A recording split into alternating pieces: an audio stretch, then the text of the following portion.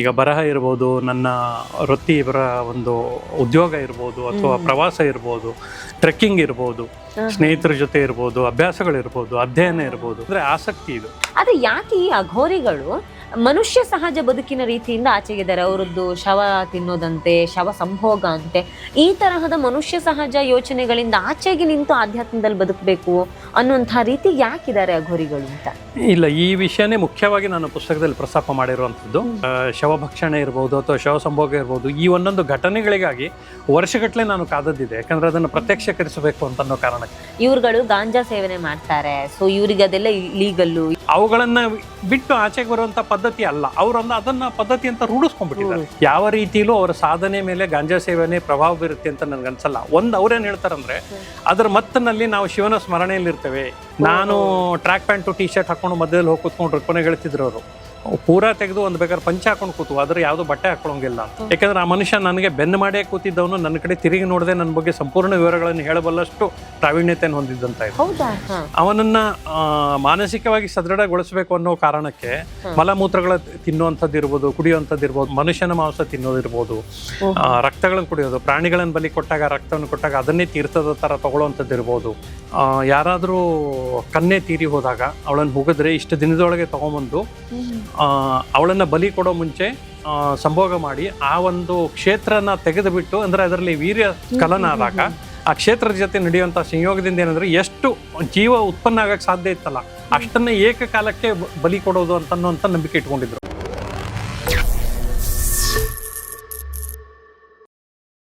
ನಮಸ್ಕಾರ, ಚೈತ್ರಾ ಕುಂದಾಪುರ ಪಾಡ್ಕಾಸ್ಟ್ಗೆ ಸ್ವಾಗತ.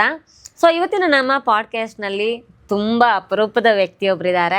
ನನಗಿವತ್ತು ಒಂದು ರೀತಿಯಲ್ಲಿ ಫ್ಯಾನ್ ಗರ್ಲ್ ಮೂಮೆಂಟ್ ಇದ್ದ ಹಾಗೆ. ಯಾಕಂದರೆ ನಾನು ಬಹಳ ಸಮಯದಿಂದ ಇವ್ರು ನಮ್ಮ ಪಾಡ್ಕಾಸ್ಟಿಗೆ ಬರಬೇಕು ಅಂತ ಬಹಳ ಆಸೆ ಪಟ್ಟಿದ್ದೆ. ನಾನು ಮೊದಲು ಪಾಡ್ಕಾಸ್ಟ್ ಮಾಡಬೇಕು ಅಂತಿದ್ದಾಗ ನಾನು ಯಾರನ್ನ ಇಂಟರ್ವ್ಯೂ ಮಾಡಬೇಕು ಅಂತ ಅಂದ್ಕೊಂಡಿದ್ನೋ ಅದರಲ್ಲಿ ಕೆಲವೇ ಟಾಪ್ 5 ವ್ಯಕ್ತಿಗಳಲ್ಲಿ ಇವರಿದ್ದರು. ಮೊದಲಿಗೆ ನಾನು ಇವ್ರನ್ನೆಲ್ಲ ಸಂಪರ್ಕ ಮಾಡಿದ್ದೆ.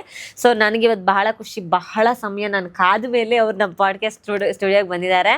ಸೊ ಕನ್ನಡದ ಅತ್ಯಂತ ಅಪರೂಪದ ಬರಹಗಾರ, ತನ್ನ ಬದುಕನ್ನು ಅತ್ಯಂತ ಪ್ರೀತಿಸುವ, ಇತರರನ್ನ ಬದುಕನ್ನ ಪ್ರೀತಿಸುವಂತೆ ಮಾಡುವ ಶಕ್ತಿಯನ್ನ ತನ್ನ ಬರಹದ ಮೂಲಕ ರೂಢಿಸಿಕೊಂಡಿರುವಂತಹ, ಕೈಬೆರಳುಗಳಲ್ಲಿ ಸಾಕ್ಷಾತ್ ಸರಸ್ವತಿಯನ್ನೇ ಒಲಿಸ್ಕೊಂಡಿರುವಂತಹ ತಡವಾಗಿ ಬಿದ್ದ ಮಳೆ, ಎಂಟೆಬೆ, ಇರೋಮ್ ಚರ್ಮಿಳ, ಈ ತರಹ ಸಾಕಷ್ಟು ಪುಸ್ತಕಗಳನ್ನ ಬರೆದು ಹೆಣ್ಣು ಮಕ್ಕಳ ಫೇವ್ರೆಟ್ ರೈಟರ್ ಅನ್ನುವಂತಹ ಒಂದು ಟೈಟಲ್ನ ಪಡ್ಕೊಂಡಿದ್ದಾರೆ. ಪುಸ್ತಕಗಳನ್ನ ಓದುವವರ ಸಂಖ್ಯೆ ಕಡಿಮೆ ಆಗಿರುವ ಇವತ್ತಿನ ಕಾಲದಲ್ಲಿ ಪುಸ್ತಕದ ಬರವಣಿಗೆಯ ಮುಖಾಂತರವೇ ಒಂದು ದೊಡ್ಡ ಓದುಗ ಅಭಿಮಾನಿ ವರ್ಗವನ್ನ ಸೃಷ್ಟಿ ಮಾಡಿಕೊಂಡು, ನನ್ನ ಪುಸ್ತಕವನ್ನ ಓದಿ ಇಷ್ಟ ಆಗ್ಲಿಲ್ಲ ಅಂದ್ರೆ ನಿಮ್ ದುಡ್ಡನ್ನು ವಾಪಸ್ ಕೊಡ್ತೀನಿ ಅಂತ ಚಾಲೆಂಜ್ ಮಾಡುವ ಕನ್ನಡದ ಏಕೈಕ ಲೇಖಕ ಇವರು. ಬೇರೆ ಯಾರು ಅಲ್ಲ. ಇಷ್ಟೆಲ್ಲ ಹೇಳ್ತಿದ್ದೀನಿ ಅಂದ್ರೆ ಖಂಡಿತವಾಗ್ಲೂ ನಿಮ್ಗೆಲ್ಲ ಒಂದು ಕ್ಯೂರಿಯಾಸಿಟಿ ಇರುತ್ತೆ, ಅವ್ರು ಬೇರೆ ಯಾರು ಅಲ್ಲ, ಸಂತೋಷ್ ಕುಮಾರ್ ಮೆಹಂದಳೆ ಅವರು. ಅವ್ರನ್ನ ಕಾರ್ಯಕ್ರಮಕ್ಕೆ ವೆಲ್ಕಮ್ ಮಾಡ್ಕೊಳ್ಳೋಣ. ನಮಸ್ಕಾರ ಸರ್. ನಮಸ್ಕಾರ ಚೈತ್ರ, ಖುಷಿ ಆಯ್ತು. ಹೇಗಿದ್ದೀರಿ ಸರ್? ಫೈನ್, ಚೆನ್ನಾಗಿದ್ದೀನಿ. ನೀವು ಹೇಗಿದ್ದೀರಿ? ನಾನು ತುಂಬಾ ಚೆನ್ನಾಗಿದ್ದೀನಿ. ಬಹಳ ಖುಷಿ ಆಗ್ತಾ ಇದೆ. ಇವತ್ತು ಸುಮಾರು ದಿನದಿಂದ ನೀವು ಬರ್ಬೇಕು ಅಂತ ಬಹಳ ಆಸೆ ಇತ್ತು ನನಗೆ. ಸೊ ನಿಮ್ಮ ಮೊದಲ ಅಂದ್ರೆ ನನ್ನ ಕಾಲೇಜ್ ಡೇಸ್ ಇಂದ ನಿಮ್ ಪುಸ್ತಕಗಳನ್ನು ಓದ್ಕೊಂಡ್ ಬಂದಿರುವವಳು. ಸೊ ಯಾವ ಪ್ರೀತಿಯು ಅನೈತಿಕವಲ್ಲ ಅಂತ ಪುಸ್ತಕಗಳಿಂದ ಎಲ್ಲ ಒಂಥರ ಒಂದು ಯಂಗ್ಸ್ಟರ್ಸ್ ನ ತುಂಬಾ ಬೇಗ ಹಿಡ್ದಿಟ್ಟಂತವ್ರು ನೀವು. ಸೊ ಹಂಗಾಗಿ ಬಹಳ ಖುಷಿ ಆಯ್ತು. Thank you so much sir ಬಂದಿದ್ದಕ್ಕೆ, ನಮ್ಮ ಪಾಡ್ಕಾಸ್ಟ್ಗೆ ಬಂದಿದ್ದಕ್ಕೆ. Thank you so much. Thank you. ನಾನು ಕೂಡ ಥ್ಯಾಂಕ್ ಯು ಚೈತ್ರ. ನಾನು ಸಾಕಷ್ಟು ಪಾಡ್ಕಾಸ್ಟ್ಗಳನ್ನು ನೋಡ್ತಾ ಇದ್ದೇನೆ. ಸುಲಲಿತವಾಗಿ ಕನ್ನಡವನ್ನ ಮಾತಾಡುವ ಕೆಲವು ನನಗೆ ಇಷ್ಟ ಆಗುವಂತ ಈ ರೀತಿಯ ಒಂದು ಪಾಡ್ಕಾಸ್ಟ್ ಮಾಡ್ತಿರೋರು ನೀವು ಒಬ್ರು. ಹಾಗಾಗಿ ಬಹಳ ಸಮಯದಿಂದ ಸಮಯ ಆಗಿರ್ಲಿಲ್ಲ. ಥ್ಯಾಂಕ್ ಯು ಸೋ ಮಚ್ ಈ ಒಂದು ಇದಕ್ಕೆ ಇನ್ವಿಟೇಷನ್ಗೆ. Thank you sir. ಸೊ ಹೆಂಗೆ ಸರ್ ಈ ಒಂದ್ ಕಡೆ ನೌಕರಿ, ಇನ್ನೊಂದ್ ಕಡೆ ಫ್ಯಾಮಿಲಿ, ಇನ್ನೊಂದ್ ಕಡೆ ನಿಮಗೆ ಸಾಕಷ್ಟು ಬೇರೆ ಬೇರೆ ಕಲೆಗಳಲ್ಲಿ ಅಥವಾ ಈ ಇದರಲ್ಲಿ ಟ್ರಕ್ಕಿಂಗು, ಓಡಾಟ, ಇದರಲ್ಲೆಲ್ಲ ಇಂಟ್ರೆಸ್ಟ್ ಇರುವಂಥ ವ್ಯಕ್ತಿ ನೀವು. ಹೆಂಗ್ ಸಾಧ್ಯ ಆಗುತ್ತೆ ಇಷ್ಟೊಂದು ಬರವಣಿಗೆ, ಇಷ್ಟಕ್ಕೆಲ್ಲ ಸಮಯ ಹೊಂದಿಸ್ಕೊಳ್ಳೋಕೆ ಹೆಂಗ್ ಸಾಧ್ಯ ಆಗುತ್ತೆ ಅಂತ? ಅಲ್ಲ, ಈ ದೇಶದ ಪ್ರಧಾನಮಂತ್ರಿಗೂ 24 ಗಂಟೆ ಇರೋದು. ಹಾಗಾಗಿ ನಮ್ಮಂತ ಸಾಮಾನ್ಯರಿಗೆ 24 ಗಂಟೆ ಬಹಳ ಆಗೋಯ್ತು ಆಕ್ಚುಲಿ. ನಾನು ಬಹಳಷ್ಟು ಸೋಮಾರಿಯಾಗಿ ಸಮಯಗಳನ್ನ ಕಳೀತೇನೆ. ಹೆಚ್ಚಿನ ವಿಷಯ ಏನಂದ್ರೆ ಆಸಕ್ತಿ ಇದು. ಈಗ ಬರಹ ಇರ್ಬೋದು, ನನ್ನ ವೃತ್ತಿಪರ ಒಂದು ಉದ್ಯೋಗ ಇರ್ಬೋದು, ಅಥವಾ ಪ್ರವಾಸ ಇರ್ಬೋದು, ಟ್ರೆಕ್ಕಿಂಗ್ ಇರ್ಬೋದು, ಸ್ನೇಹಿತರ ಜೊತೆ ಇರ್ಬೋದು, ಅಭ್ಯಾಸಗಳಿರ್ಬೋದು, ಅಧ್ಯಯನ ಇರ್ಬೋದು, ಇವೆಲ್ಲವೂ ಏನಂತಂದ್ರೆ ಆಸಕ್ತಿಯ ಒಂದು ಭಾಗ ಆಗಿರೋದ್ರಿಂದ ಸಹಜವಾಗಿ ನಮಗೆ ಸಮಯ ಅನ್ನೋದು ಹೊಂದಾಣಿಕೆ ಆಗ್ಬಿಡತ್ತೆ ಹೊಂದಾಣಿಕೆ ಆಗ್ಬಿಡತ್ತೆ ನಮಗ್ ಮನಸ್ಸಿರ್ಬೇಕು ನಮಗಿರ್ಬೇಕು ಅಂತ ಅಲ್ವಾ? ಮಾಡ್ಬೇಕು ಅನ್ನೋದಿರ್ಬೇಕು. So, ಹೇಗೆ ಸರ್ ಈ ಬರವಣಿಗೆ ಅನ್ನುವಂತ ಈ ಬರವಣಿಗೆ ನಾನ್ ಅನ್ಕೊಳ್ತೀನಿ ನಮ್ಗೆಲ್ಲ ಒಂದು ಬರವಣಿಗೆ ಅನ್ನೋದು ಒಂಥರ ಹುಚ್ಚಿದ್ದಂಗೆ ಅಂತ, ಬರಿಬೇಕು ಅನ್ನುವಂತ ಮೈಂಡ್ ಸೆಟ್ ಬಂದ್ರೆ ಮಾತ್ರ ಅದು ಸಾಧ್ಯ ಅಂತ. ಹೆಂಗ್ ಶುರುವಾಯ್ತು ಸರ್ ಈ ಬರವಣಿಗೆಯ ನಿಮ್ಮ ಯಾತ್ರೆ ಅಂತ? ನಾನು ಯಾವಾಗ್ಲೂ ಹೇಳ್ತಾ ಇರ್ತೀನಿ, ಅಧ್ಯಯನ ಮತ್ತು ಅಧ್ಯಾಪನ ಬಹಳ ಮುಖ್ಯ ಅಂತ. ನೀವು ಓದೋ ಹವ್ಯಾಸದಲ್ಲಿ ತೊಡಗಿಸ್ಕೊಂಡಿದ್ದಿದ್ರೆ ಸಹಜವಾಗಿ ನಿಮಗೆ ಓದುವಿಕೆಯಿಂದ ಬರುವಂಥ ಸ್ಫೂರ್ತಿ ನಿಮ್ಮನ್ನು ಬರವಣಿಗೆಗಳಿಗೆ ಬಹಳ ಕಡೆ ಎಳ್ಕೊಂಡು ಹೋದ ಸಾಧ್ಯತೆ ಬಹಳ ಇರುತ್ತೆ. ಆದರೆ ಸಹಜ ಓದು ಅಲ್ಲ, ಒಂದು ತಲ್ಲೀನತೆ ಬೇಕು. ಏನನ್ನು ಓದುತ್ತೀವಿ, ಹೇಗೆ ಓದ್ತಾ ಇದೀವಿ ಅಂತ ಅನ್ನೋದು ಬಹಳ ಮುಖ್ಯ ಆಗುತ್ತೆ. ಆ ಓದು ನಿಮ್ಮನ್ನು ಬಹಳ ಒಂದು ಇನ್ಸ್ಪಿರೇಷನಲ್ ಆಗಿ ಕೆಲಸ ಮಾಡುತ್ತೆ ಬರೆಯೋದಕ್ಕೆ. ಇಷ್ಟೊಂದು ಚೆನ್ನಾಗಿ ಬರೆದಿದ್ದಾರಲ್ಲ, ಇಷ್ಟೊಂದು ಚೆನ್ನಾಗಿದ್ದು ಬಂದಿರುವಂಥ ಪುಸ್ತಕಗಳಿದೆಯಲ್ಲ, ನನ್ನ ಹತ್ರ ಒಂದಷ್ಟೇನೋ ಸ್ಟಫ್ಗಳಿದೆ, ಮಾಡೋಣ ಬರೆಯೋಣ ಅಂತ ಅನ್ನೋದು ಕ್ರಿಯೇಟ್ ಮಾಡುತ್ತೆ. ಅದು ಆ ರೀತಿಯ ಓದು ಪ್ರೊವೋಕ್ ಮಾಡುತ್ತೆ ಬರೆಯೋದಕ್ಕೆ, ಸಹಜವಾಗಿ ಶುರು ಆಗ್ಬಿಡತ್ತದು. ಮತ್ತೆ ಬರವಣಿಗೆ ಅಂತ ಅನ್ನೋದು ಒಂಥರ ಪ್ಯಾಷನ್ ಇದ್ದ ಹಾಗೆ. ನಾವು ಉಳಿದ ವಿಷಯದ ಹಾಗೆ ಇದನ್ನ ಸಹಜವಾಗಿ ತೆಗೆದುಕೊಂಡ್ರೆ ಆಗೋದಿಲ್ಲ. It should be A passion.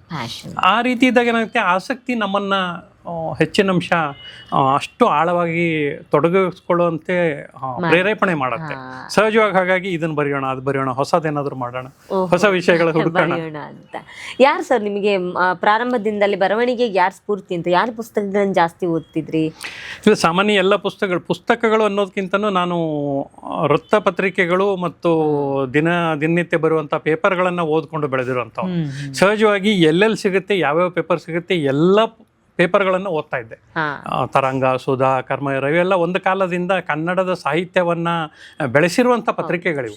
ಆರಂಭದಲ್ಲಿ ಇದ್ದಂಥ ನಮ್ಮ ಸಂಯುಕ್ತ ಕರ್ನಾಟಕ ಇರ್ಬೋದು, ಒಂದಷ್ಟು ಈ ರೀತಿಯ ಎಲ್ಲರ ಮನೆಯೊಳಗೆ ಹೋಗಿ ಪೇಪರ್ಗಳನ್ನು, ಪತ್ರಿಕೆಗಳನ್ನು ತಗೊಂಡು ಓದೋದು ನಾನು. ಇನ್ನು ಪುಸ್ತಕಗಳನ್ನು ಓದೋದಂದ್ರೆ ನಿರ್ದಿಷ್ಟವಾಗಿ ನಾವು ಅದನ್ನು ಓದ್ಕೊಂಡಿದ್ದೇವೆ, ಇದನ್ನು ಓದ್ಕೊಂಡಿದ್ದೇವೆ ಅನ್ನೋದು ಮುಖ್ಯ ಅಲ್ಲ. ಯಾವ ಸಂಬಂಧಿ ಅಂದರೆ ಈಗ ಸಾಹಿತ್ಯಕ್ಕೆ ಸಂಬಂಧಪಟ್ಟಂತೆ ಯಾವ ಆಧಾರಿತವಾಗಿ ನಾವು ಪುಸ್ತಕಗಳನ್ನು ಓದ್ತೇವೆ. ಈಗ ಸಮೂಹವಾಗಿ ಏನಂತಂದ್ರೆ ಒಂಥರ ಸಮೂಹ ಸನ್ನಿ ಆಗ್ಬಿಟ್ಟಿದೆ ಇವಾಗ. ಯಾವಾಗಲೂ ನಾವು ಇವ್ರ ಪುಸ್ತಕಗಳನ್ನು ಓದಬೇಕು, ಇವ್ರ ಪುಸ್ತಕಗಳನ್ನು ಇಟ್ಕೊಂಡಿರ್ಬೇಕು, ಇಂಥ ಪುಸ್ತಕಗಳನ್ನೇ ಖರೀದಿ ಮಾಡಬೇಕು. ಒಂದು ಕಾಲಾವಧಿಯಲ್ಲಿ ಬರೆದಂಥ ಬಹಳ ಹೆಸರು ಮಾಡಿದಂಥ ಲೇಖಕರು ಇದ್ದಾರೆ, ಕನ್ನಡದಲ್ಲಿ ಇಲ್ಲ ಅಂತಲ್ಲ. ಆದರೆ ಕಾಲಕ್ಕೆ ತಕ್ಕಂತೆ ಅಗತ್ಯದ ಏನು ಅಭ್ಯಾಸಗಳನ್ನ ಬೆಳೆಸ್ಕೊಳ್ಬೇಕಿದೆ, ಅದಕ್ಕೆ ಅದೇ ಪುಸ್ತಕಗಳನ್ನ ಪದೇ ಪದೇ ಓದಬೇಕು ಅಂತಿಲ್ಲ. ನಮ್ಮಲ್ಲಿ ಅದೊಂದು ಟ್ರೆಂಡ್ ಸೆಟ್ಟರ್ ತರ ಕ್ರಿಯೇಟ್ ಮಾಡ್ತಾರೆ. ಇದು ಪ್ರಕಾಶಕರ ಅನಿವಾರ್ಯತೆ, ಮಾರಾಟಗಾರರ ಅನಿವಾರ್ಯತೆ. ಇದು ಅದು ಅವಶ್ಯಕತೆ ಇಲ್ಲ. ನಾನು ಹೇಳೋದು, ಯಾವ್ದ ಬರವಣಿಗೆಗೆ ನೀವು ತೊಡಗಿಸ್ಕೋಬೇಕು ಅಂದಾಗ ಅದಕ್ಕೆ ಸಂಬಂಧಪಟ್ಟಂತಹ ಸಬ್ಜೆಕ್ಟ್ ಅನ್ನ ಮೊದಲು ಓದ್ಕೊಳ್ಬೇಕಾದದ್ದು ಅನಿವಾರ್ಯತೆ. ಎಷ್ಟು ಓದ್ಕೊಂಡಿದ್ದೇನೆ ಅಲ್ಲ, ಆ ಬರಕ್ಕೆ ಬೇಕಾಗಿರೋದನ್ನ ಏನನ್ನ ಓದ್ಕೊಂಡಿದ್ದೇನೆ ಅನ್ನೋದು ಮುಖ್ಯ ಆಗುತ್ತೆ. ಕರೆಕ್ಟ್. ಸೊ ಯಾರಿಗಾದ್ರೂ ಬರವಣಿಗೆಗೆ ಯೋಚನೆ ಮಾಡ್ತಾ ಇದ್ರೆ ಖಂಡಿತವಾಗ್ಲೂ ಅವ್ರಿಗೆ ಇದೊಂದು ಬಹಳ ದೊಡ್ಡ ಟಿಪ್ಸ್ ಆಗುತ್ತೆ ಅಂತ ಅನ್ಕೊಳ್ತೇನೆ ನಾನು. ಸೊ ಈಗ ಬಹಳ ಇಂಪಾರ್ಟೆಂಟ್ ಆಗಿ ನಾನು ವಿಷಯಕ್ಕೆ ಬರ್ತೀನಿ ಸರ್. ನಿಮ್ಮ ಸಾಕಷ್ಟು ಪುಸ್ತಕಗಳು ಎಲ್ರಿಗೂ ತುಂಬಾ ಅಂದ್ರೆ ಒಂದು ಹಿಡಿದಿಟ್ಕೊಳ್ಳುವಂತಹ ಒಂದು ಶಕ್ತಿ ಇರುವಂತದ್ದು. ಅದರಿಂದ ಆಚೆಗೆ ಬರೀ ಬರವಣಿಗೆ ಅಂದ್ರೆ ಒಬ್ಬ ಲೇಖಕನಾಗಿ ಬರಿದೆ ಅದನ್ನೊಂದು ದಾಖಲೀಕರಣ ಮಾಡುವಂತಹ ಪ್ರಯತ್ನವನ್ನು ನೀವು ಯಾವಾಗ್ಲೂ ಮಾಡ್ತಾ ಇರ್ತೀರಿ. ಹಾಗಾಗಿ ಬಹಳ ವಿಶೇಷವಾಗಿ ನಿಮ್ಮ ಈ ದಾಖಲೀಕರಣದ ಪ್ರಕ್ರಿಯೆಯಲ್ಲಿ ಬಹಳ ದೊಡ್ಡ ಮಟ್ಟದಲ್ಲಿರುವಂತಹ ಕೆಲವು ಪುಸ್ತಕಗಳಲ್ಲಿ ಅಘೋರಿಗಳ ಲೋಕದಲ್ಲಿ ಒಂದು ಪುಸ್ತಕ ತುಂಬಾ ಇಷ್ಟ ಆಗಿರುವಂತಹ, ಮತ್ತು ಅಘೋರಿಗಳು, ನಾಗಾಸಾಧುಗಳ ಬಗ್ಗೆ ಬೇರೆ ಬೇರೆಯವರಿಗೆ ಬೇರೆ ಬೇರೆ ಕಲ್ಪನೆಗಳಿದೆ, ಊಹಾಪೋಹಗಳಿದೆ, ಏನೇನೋ ಇದೆ. ಆದ್ರೆ ಇದು ಹೀಗೆ, ಇದನ್ನ ನೋಡಿದೀನಿ, ನಾನು ನೋಡಿದ್ದನ್ನು ಬರ್ದಿದ್ದೀನಿ ಅನ್ನುವಂತಹ ಒಂದು ದಿಟ್ಟ ನಿಲುವಿದೆಯಲ್ಲ, ಆ ಲೇಖಕನಾಗಿ ಸತ್ಯಾಸತ್ಯತೆಯಿಂದ ದೂರ ಓಡಿ ಹೋಗದೆ ಅದನ್ನ ದಾಖಲಿಸಬೇಕು ಅನ್ನುವಂಥದ್ದು, ಅದ್ರ ಹಿಂದಿನ ಪರಿಶ್ರಮ ಹೆಂಗೆ ಸರ್? ಈ ಕ್ಷೇತ್ರಕ್ಕೆ ನಿಮ್ಗೆ ಹೆಂಗೆ ಆಸಕ್ತಿ ಬೆಳೀತು? ಅಘೋರಿಗಳ ಬಗ್ಗೆ ಯಾಕೆ ಕುತೂಹಲ ಹುಟ್ಕೊಳ್ತು? ಇಲ್ಲ, ನನಗೆ ಹೊಸ ವಿಷಯಗಳನ್ನ ಬರಹಗಳಲ್ಲಿ ತೊಡಗಿಸ್ಬೇಕು ಅನ್ನೋದು ಬಹಳ ಮುಂಚೆಯಿಂದಾನು ಇದ್ದಂಥ ಒಂದು ಆಸಕ್ತಿ. ಇದು ಅನಿರೀಕ್ಷಿತವಾಗಿ ಕೆಲವು ಬಾಬಾಗಳನ್ನ ಭೇಟಿಯಾದೆ. ಆಮೇಲೆ ನನಗೆ ಯಾವುದು ನಿರ್ದಿಷ್ಟವಾಗಿ ನೋಡದೆ ನಾನು ಮೂಲತಃ ವಿಜ್ಞಾನ ಬರಹಗಾರ ನಾನು ಆರಂಭದಿಂದ. ನಂತರದಲ್ಲಿ ಇತರ ವಿಷಯಗಳಿಗೆ ಕೈ ಹಾಕಿರೋದು. ಹಾಗಾಗಿ ನನಗೆ ಯಾವುದನ್ನು ನೋಡದೆ ದಾಖಲಿಸುವಂತ ಒಂದು ಇದು ಇಲ್ಲ. ಸಹಜವಾಗಿ ಒಂದು ಕಪೋಲ ಕಲ್ಪಿತವಾದಂಥದ್ದು ಫ್ಯಾಂಟಸಿಗಳನ್ನು ಬರೆಯೋದ್ರಲ್ಲಿ ನನಗೆ ಆಸಕ್ತಿನೂ ಇಲ್ಲ. ನಾನು ಫ್ಯಾಂಟಸಿನ ಅಷ್ಟು ಸುಲಭವಾಗಿ ಒಪ್ಕೊಳ್ಳೋದು ಇಲ್ಲ ನಾನು. ಯಾಕಂದ್ರೆ ಅದನ್ನ ಯಾರು ಬೇಕಾದ್ರೆ ಬರೀತಾರೆ. ಸಾಹಿತ್ಯಕ್ಕೆ ಹೊರತಾದಂಥ ಒಂದು ಭಾಗ ಅಂತ ನಾನು ಭಾವಿಸ್ತೀನಿ ಅದನ್ನ. ಇನ್ನು ಅಘೋರಿಗಳ ವಿಷಯಕ್ಕೆ ಬಂದಾಗ ಹೀಗೆ ಸಹಜವಾಗಿ ಬಂದಂಥ ಭೇಟಿಯಾದಂಥ ಬಾಬಾಗಳು ಮತ್ತೆ ಇನ್ನಿತರ ಅವ್ರ ಜೊತೆಗಿನ ಒಂದು ಒಡನಾಟದಿಂದನೇ ಇತ್ತು. ಕ್ಲೋಸ್ ಕಾಂಟೆಸ್ಟ್ ಅಲ್ಲಿ ಅವ್ರ ಜೊತೆಗೆ ಮೂವ್ ಆಗ್ತಾ ಇದ್ದಂತೆ ಅನ್ಸಿದ್ದು ಇದನ್ನ ಒಂದು ದಾಖಲೆ ಮಾಡಬೇಕು ಅಂತ. ಬಹಳಷ್ಟು ವಿಷಯಗಳನ್ನ ನೀವು ಗಮನಿಸಬಹುದು. ಪುಸ್ತಕಗಳಲ್ಲಿ ನಾವು ಏನನ್ನು ಬರಿತೀವಿ ಅದನ್ನು ಬರೆಯೋದ್ರ ಹೊರತಾಗಿ ಕೂಡ ಲಿಖಿತವಾಗಿ ಹೀಗೆ ನಿಖರವಾಗಿ ಇರುತ್ತೆ ಅಂತ ಅನ್ನುವಂಥ ಕೊಡುವಂಥ ಬರಹ ಇದೆಯಲ್ಲ, ಅದು ಬರಹಗಾರನ್ನು ತಲುಪತ್ತೆ ಮತ್ತು ಆ ಒಂದು ಬರಹಗಳಿಗೆ ನಿರಂತರವಾದ ಒಂದು ಓದುಗರದ ವಲಯನೂ ನಿಮಗೆ ಸಿಕ್ಕತ್ತೆ. ಯಾಕಂದ್ರೆ ನಾವು ಕಲ್ಪನೆಯನ್ನ ಬಹಳ ಕಡಿಮೆ ಬೆರೆಸಬೇಕು ಬರಹದಲ್ಲಿ. ಬರೋದಿಲ್ಲ. ಸೃಜನಶೀಲತೆ ಅನ್ನೋದು ನಮ್ಮ ಮುಖ್ಯ ನಿಲುವು ಹೌದು, ಆದ್ರೂ ಬರಹಗಾರನಿಗೆ ಕಲ್ಪನೆಯನ್ನ ಆದಷ್ಟು ಕಡಿಮೆ ಮಾಡ್ಬೇಕು ನಾವು ಇಂಥ ವಿಷಯದಲ್ಲಿ. ಹಾಗಾಗಿ ಅಗೋರಿಗಳ ಲೋಕದಲ್ಲಿ ಪುಸ್ತಕ ಒಂದು ಅಥೆಂಟಿಕ್, ಬಹುಶಃ ಬಹಳಷ್ಟು ಬೇರೆ ಬೇರೆ ವಿಷಯಗಳ ಬೇರೆ ಬೇರೆ ಭಾಷೆಗಳ ಈ ವಿಷಯದ ಮೇಲಿನ ಪುಸ್ತಕಗಳನ್ನು ನಾನು ಗಮನಿಸಿದ್ದೇನೆ. ಇಷ್ಟು ಅಥೆಂಟಿಕ್ ಆಗಿ ಯಾವ ಪುಸ್ತಕನೂ ಬಂದಿಲ್ಲ. ಯಾಕಂದ್ರೆ ಇದು ಸತತವಾಗಿ ಸುಮಾರು 14 ವರ್ಷಗಳ ಕಾಲ ಅವರ ಜೊತೆಗಿನ ಸಾಂಗತ್ಯದಲ್ಲಿ ನಂತರ ಬಂದಿರುವಂತ ಪುಸ್ತಕ ಇದು. ಅವರ ಒಡನಾಟ ಮತ್ತು ಅವರು ಕೂಡ ಹೇಗೆ ಕಾಲ ಕಾಲಕ್ಕೆ ಹೊಸ ಟೆಕ್ನಾಲಜಿಗಳಿಗೆ ಬದಲಾಗ್ತಾ ಇದ್ರಂತವ್ರು ಮೊಬೈಲ್ಗಳನ್ನು ಬಳಸ್ತಾರೆ, ವಾಟ್ಸ್ಆಪ್ ಗ್ರೂಪ್ಗಳನ್ನು ಮಾಡ್ಕೊಂಡಿದ್ದಾರೆ, ಅಂಥದ್ರೊಳಗೆ ಒಂದು ಪ್ರವೇಶ ಸಿಕ್ಕಿರುವಂತ ಅವಕಾಶ. ಸೊ ಇವೆಲ್ಲ ಒಂದಷ್ಟು ನನಗೆ ಸಿಕ್ಕಿರುವಂತ ಅವಕಾಶ. ಸೊ ಅವರ ಜೊತೆಗಿನ ಒಡನಾಟದಿಂದಾಗಿ ಸಾಕ್ಷಿ ಸಮೇತಗಳ ಫೋಟೋಗ್ರಾಫ್ಸ್ ಇರ್ಬೋದು ಅವ್ರ ಜೊತೆಗಿದ್ದು ಪುಸ್ತಕಗಳಲ್ಲಿ ಬಳಸ್ಕೊಂಡಿದ್ದಾನೆ. ಎಲ್ಲಿರ್ತಾರೆ, ಏನ್ ಮಾಡ್ತಾರೆ, ಅವರ ಹಲವು ರೀತಿಯ ರಿಚುವಲ್ಸ್, ಅವ್ರದ್ದೇ ಆದಂತ ಒಂದಷ್ಟು ರಿಚುವಲ್ಸ್ಗಳಿದೆ. ಆ ರಿಚುವಲ್ಸ್ಗಳಲ್ಲಿ ಹೇಗೆ ಇದನ್ನೆಲ್ಲ ಇದು ಮಾಡ್ತಾರೆ, ಅವೆಲ್ಲ ಫೋಟೋಗ್ರಾಫ್ಸ್ ತಗೊಳಕ್ಕೆ ಅನುಕೂಲ ಆಗಿರುವಂತದ್ದು. ಪುಸ್ತಕದಲ್ಲಿ ಹಾಕಿದಾಗ ಏನಾಗುತ್ತೆ, ಒಂದು ಅಥೆಂಟಿಸಿಟಿ ಬರುತ್ತೆ. ಇಲ್ಲದ್ರೆ ಸಹಜವಾಗಿ ಅಗೋರಿಗಳ ಬಗ್ಗೆ ಇವತ್ತು ವರ್ಷಕ್ಕೊಬ್ಬರು ಯಾರಾದ್ರೂ ಬರದೇ ಬರೀತಾ ಇದಾರೆ ಅಂತ ಪುಸ್ತಕಗಳನ್ನು. ಅದನ್ನ ಮೀರಿ ಹೌದು ಕೊಟ್ರೆ ಏನಂದ್ರೆ ಇದಕ್ಕಿಂತ ಹೊಸದಾದದನ್ನ ನೆಕ್ಸ್ಟ್ ನಾವು ಕೊಡಬೇಕು, ಆ ರೀತಿ ಒಂದು ಕೊಡಬೇಕು ಪುಸ್ತಕಗಳನ್ನು ಕೊಟ್ರೆ ಅಂತ. ಸೊ ಹೇಗೆ ಸರ್ ಈ ಅಘೋರಿಗಳು ಅನ್ನೋದು ಈಗ ಪ್ರಪಂಚದಲ್ಲಿ ಬೇರೆ ಬೇರೆ ರೀತಿಯ ಆಧ್ಯಾತ್ಮಿಕ ಸಾಧಕರುಗಳಿದ್ದಾರೆ, ಬೇರೆ ಬೇರೆ ಏನು ಮಾರ್ಗವನ್ನು ಅನುಸರಿಸ್ಕೊಂಡು ಜೀವನವನ್ನ ಆಧ್ಯಾತ್ಮಿಕ ತಗೊಂಡು ಹೋಗೋರಿದ್ದಾರೆ. ಆದ್ರೆ ಯಾಕೆ ಈ ಅಘೋರಿಗಳು ಮನುಷ್ಯ ಸಹಜ ಬದುಕಿನ ರೀತಿಯಿಂದ ಆಚೆಗಿದ್ದಾರೆ? ಅವರದ್ದು ಶವ ತಿನ್ನೋದಂತೆ, ಶವ ಸಂಭೋಗ ಅಂತೆ, ಈ ತರಹದ ಮನುಷ್ಯ ಸಹಜ ಯೋಚನೆಗಳಿಂದ ಆಚೆಗೆ ನಿಂತು ಆಧ್ಯಾತ್ಮದಲ್ಲಿ ಬದುಕಬೇಕು ಅನ್ನುವಂತಹ ರೀತಿ ಯಾಕಿದ್ದಾರೆ ಅಘೋರಿಗಳು ಅಂತ? ಇಲ್ಲ, ಈ ವಿಷಯನೇ ಮುಖ್ಯವಾಗಿ ನಾನು ಪುಸ್ತಕದಲ್ಲಿ ಪ್ರಸ್ತಾಪ ಮಾಡಿರುವಂಥದ್ದು. ಸಹಜವಾಗಿ ನೀವು ಹೇಳ್ದಂಗೆ ಶವಭಕ್ಷಣೆ ಇರ್ಬೋದು ಅಥವಾ ಶವ ಸಂಭೋಗ ಇರ್ಬೋದು, ಈ ಒಂದೊಂದು ಘಟನೆಗಳಿಗಾಗಿ ವರ್ಷಗಟ್ಟಲೆ ನಾನು ಕಾದದ್ದಿದೆ. ಯಾಕಂದ್ರೆ ಅದನ್ನು ಪ್ರತ್ಯಕ್ಷಕರಿಸಬೇಕು ಅಂತ ಅನ್ನೋ ಕಾರಣಕ್ಕೆ. ಬಹುಶಃ ಕನ್ನಡದ ಲೇಖಕರಲ್ಲಿ ಹಾಗೂ ನನಗೆ ಗೊತ್ತಿದ್ದ ಮಟ್ಟಿಗೆ ಈ ವಿಷಯನ ತೆಗೆದುಕೊಂಡಿರುವಂಥ ಲೇಖಕರಲ್ಲಿ ಇವುಗಳಿಗೆ ಪ್ರತ್ಯಕ್ಷವಾಗಿ ನಿಂತು ನೋಡಿ ಫೋಟೋಗ್ರಾಫ್ಸ್ಗಳನ್ನು ಮಾಡಿ ಅವುಗಳನ್ನ ಜೊತೆಗೆ ಅವ್ರ ಜೊತೆಗಿದ್ದು ಮಾಡಿರುವಂಥ ಪುಸ್ತಕ ಬಹುಶಃ ನನ್ನದೇ ಅಂತ ಅನ್ನುವಂಥ ಒಂದು ಹೆಮ್ಮೆ ಇದೆ ನನಗೆ. ಇವರು ಹೊರತಾದ ಜೀವನ ಅಂತ ಅನ್ನೋದು ಅವರ ಪದ್ಧತಿಯಲ್ಲಿ ಬಂದುಬಿಟ್ಟಿದೆ. ಅದು ಇತ್ತೀಚಿನ ಅಘೋರಿಗಳನ್ನ ನಾನು ಆ ಒಂದು ಕೆಟಗರಿಗೆ ಸೇರಿಸೋದಿಲ್ಲ. ಯಾಕಂತಂದ್ರೆ ಮೂಲ ಅಘೋರಗಳು ಏನು ಅಘೋರೇಶ್ವರ ಬಾಬಾ ಇದ್ದ ಇರ್ಬೋದು ಅಥವಾ ಈಗಿನ ಅಖಾಡಗಳಲ್ಲಿರುವಂಥ ಮಹಾಂತರಗಳಿರ್ಬೋದು, ಒಂದು ಹಂತದವರೆಗೆ ಶಿವನ ಕೃಪೆಯಾಗೋಸ್ಕರ ಆಧ್ಯಾತ್ಮಿಕವಾಗಿ ಒಂದು ಏನು ಮಾರ್ಗ ಇದೆ ಅದರಲ್ಲಿ ನಮ್ಮದೇ ಆದಂಥ ಒಂದು ಮಾರ್ಗವನ್ನು ಕಂಡುಕೊಳ್ತೀವಿ ಅಂತ ನಿಂತಿರುವಂಥವ್ರು ಅಘೋರಿಗಳು. ಈ ಊರಿಗೇನು ಅಂತಂದ್ರೆ ಹಠಯೋಗ ಇರ್ಬೋದು, ಆಮೇಲೆ ಜ್ಞಾನಯೋಗ ಇರ್ಬೋದು, ತಪಸ್ಸು ಇರ್ಬೋದು, ಈ ರೀತಿ ವಿವಿಧ ಮಾರ್ಗಗಳ ಮೂಲಕ ಶಿವನ ಕೃಪೆಗೆ ಪಾತ್ರ ಆಗಬೇಕು ಅಂತ ಅನ್ನೋದೇ ಒಂದು ಉದ್ದೇಶ ಅವ್ರದ್ದು. ಆದ್ರೆ ಆ ಉದ್ದೇಶಕ್ಕೆ ಹಾಕಿಕೊಂಡಿರುವಂಥ ದಾರಿಗಳು ವಿಭಿನ್ನ. ಕೆಲವರು ದೈಹಿಕವಾಗಿ ಶ್ರಮ ಪಡ್ತಾರೆ, ಕೆಲವರು ಮಾನಸಿಕವಾಗಿ ಶ್ರಮವನ್ನು ಹಾಕ್ತಾರೆ. ಆಮೇಲೆ ಈ ಇತರೆ ಏನು ವ್ಯವಸ್ಥೆ ಇದೆ ಅವ್ರದ್ದು, ಸ್ಮಶಾನದಲ್ಲಿ ಇರೋದಿರ್ಬೋದು, ಶವಭಕ್ಷಣೆ ಇರ್ಬೋದು, ಮಾನವರಿಂದ ಹೊರತಾದವರು ಅಲ್ಲ ಅವ್ರನ್ನು. ನೀವು ಅದನ್ನು ಗಮನಿಸ್ಬೇಕು. ಅಘೋರಿಗಳಿಗೂ ಹಸುವಾಗತ್ತೆ, ಅಘೋರಿಗಳಿಗೂ ವಿಸರ್ಜನೆಗಳಿದ್ದಾವೆ, ಅಘೋರಿಗಳಿಗೂ ನಿದ್ರೆ ಬೇಕು. ಆದ್ರೆ ಸಾಧನೆಯ ಹಾದಿಯಲ್ಲಿ ನಾವು ಊರು ಮಧ್ಯದಲ್ಲಿದ್ದು ಸಂಸಾರ ಮಧ್ಯದಲ್ಲಿದ್ದು ಮಾಡ್ಕೊಂಡು ಹೋಗೋದಾದ್ರೆ ಬರೀ ಸಂಸಾರನೇ ಮಾಡ್ಬೇಕಾಗತ್ತೆ ಅಂತ. ಹಸುವಿನ ದೃಷ್ಟಿಯಲ್ಲಿ ಹೋಗೋದಾದ್ರೆ ಆಹಾರವನ್ನು ಪಡಿಬೇಕು, ಆಹಾರವನ್ನು ಪಡ್ಕೊಳ್ಬೇಕು ಅನ್ನೋದಕ್ಕೆ ಕೆಲಸ ಮಾಡಬೇಕು ಅಂತ ಅದನ್ನ ಹಾಕೋದಾದ್ರೆ ಸಾಧನೆ ಮಾಡೋದು ಯಾವಾಗ? ಸೊ 24 ಗಂಟೆನೂ ಸಾಧನೆಯಲ್ಲಿ ಇರಬೇಕು ಅಂದ್ರೆ ಅತ್ಯಂತ ಸರಳ ಸುಲಭ ವಿಧಾನ ಯಾವುದು ಅಂದ್ರೆ ಜನ ಬರದೇ ಇರುವಂಥದ್ದು ಸ್ಮಶಾನ. ಸುಲಭವಾಗಿ ಆಹಾರ ಯಾವ ಸಿಗುತ್ತೆ ಅಂದ್ರೆ ಹುಗ್ದಿರುವಂಥ ದೇಹಗಳಿರ್ಬೋದು, ಅಲ್ಲಿ ಸುಡ್ತಿರುವಂಥ ದೇಹಗಳಿರ್ಬೋದು. ಇನ್ನಿತರೆ ಪ್ರಾಣಿಗಳನ್ನ ನೀವು ತಿಂತೀರಿ, ಮನುಷ್ಯನೂ ಪ್ರಾಣಿ, ನಾವು ತಿಂತೀವಿ ಅಂತಾರೆ. ಇದಕ್ಕೆ ಉತ್ತರ, ಯಾಕಂದ್ರೆ ಅವ್ರ ನಂಬಿಕೆ ಅದು. ಇನ್ನು ಶವ ಸಂಭೋಗದಂಥ ವಿಷಯಗಳು ಅಂದ್ರೆ ಬಹಳ ಗಂಭೀರವಾದಂಥ ವಿಷಯಗಳು ಇತ್ತೀಚಿನ ದಿನಗಳಲ್ಲಿ ನಡೀತಾ ಇಲ್ಲ. ಅದು ಒಂದು ರೀತಿಯ ನನಗನ್ಸಿದ್ದು, ಒಬ್ಬ ವೈಜ್ಞಾನಿಕ ಚಿಂತಕನಾಗಿ ನಾನು ಆ ಪುಸ್ತಕವನ್ನು ಬರೆಯುವಾಗ ಅನ್ಸಿದ್ದು ನನಗೆ ಅಂತಂದ್ರೆ, ಈ ಎಲ್ಲ ರಿಚುವಲ್ಸ್ಗಳ ಹಿಂದೆ ಅವರ ನಂಬಿಕೆಗಳು ಮಾತ್ರ ಇದ್ದಾವೆ. ಫಲಿತಾಂಶಗಳನ್ನ ಗಮನಿಸಿದಾಗ ನಮಗೆ ಎಷ್ಟು ಉಪಯೋಗ ಆಗತ್ತೆ ಅಂತನ್ನೋ ಪ್ರಶ್ನೆ ಬಂದಾಗ ಅದು ಪ್ರಶ್ನೆಯಾಗಿ ಅಲ್ಲೇ ನಿಲ್ಲತ್ತೆ. ಯಾಕಂದ್ರೆ ಅವ್ರ ಭಾಗ ಅವ್ರದೇ, ನಮ್ಮ ಭಾಗ ನಮ್ಮದೇ. ಇದನ್ನ ಮಧ್ಯಂತರದಲ್ಲಿ ತರೋದಕ್ಕೆ ಅಥವಾ ಒಂದು ಕಡೆ ಸೇರಿಸೋದಕ್ಕೆ ಸಾಧ್ಯವೇ ಇಲ್ಲದಂತ ಒಂದು ಭಾಗ ಇದು. ಯಾಕಂತಂದ್ರೆ ಅವರ ಸಾಧನೆಗಳಿರ್ಬೋದು, ಅವರ ಒಂದು ಏನು ಸಾಧನೆ ಮೂಲಕ ನಾನು ಇದನ್ನು ಮಾಡಿದ್ದೇನೆ ಅಥವಾ ಇದನ್ನು ಕಂಡುಕೊಂಡಿದ್ದೇನೆ, ಈ ಒಂದು ಭಾಗಗಳಲ್ಲಿ ನಾನು ಪ್ರಾವೀಣ್ಯತೆಯನ್ನು ಪಡೆದಿದ್ದೇನೆ ಅಂತ ಹೇಳೋದಿದೆ. ಅದರಿಂದ ನಮ್ಮ ಸಮಾಜಕ್ಕೆ ಸಹಜವಾಗಿರುವಂಥ ನಾವು ನೀವು ಇರುವಂಥ ಬದುಕ್ತಿರುವಂಥ ಸಮಾಜಕ್ಕೆ ಯಾವುದೇ ಉಪಯೋಗ ಆಗ್ತಾ ಇಲ್ಲ. ಇಂಥ ಹಲವು ಚರ್ಚೆಗಳನ್ನ ನಾನು ಮಾಡಿದ್ದೇನೆ. ಇಂಥ ಚರ್ಚೆಗಳ ಸಂದರ್ಭದಲ್ಲಿ ನನ್ನ ಮೇಲೆ ದಾಳಿಗಳು ಆಗಿದ್ದಾವೆ. ಸಾಕಷ್ಟು ಅಪಾಯಕಾರಿ ಸನ್ನಿವೇಶಗಳು ಅವ್ರ ಜೊತೆಗೆ. ಬಟ್ ಸಾಕಷ್ಟು ಇಷ್ಟು ದೊಡ್ಡ ಒಂದು ಸ್ಪ್ಯಾನ್ ನಿಂದ ಅನುಭವಕ್ಕೀಡಾಗಿರೋದ್ರಿಂದ ಬರವಣಿಗೆ ಸ್ವಲ್ಪ ಸುಲಭ ಆಯ್ತು. ಅಂದ್ರೆ ಅಘೋರಿಗಳು ದಾಳಿಗಳನ್ನ ಮಾಡೋ ರೀತಿ ಈ ತರದ್ದೆಲ್ಲ ನಡೆದಿದೆ ನೀವು ಅವ್ರ ಜೊತೆಗೆ?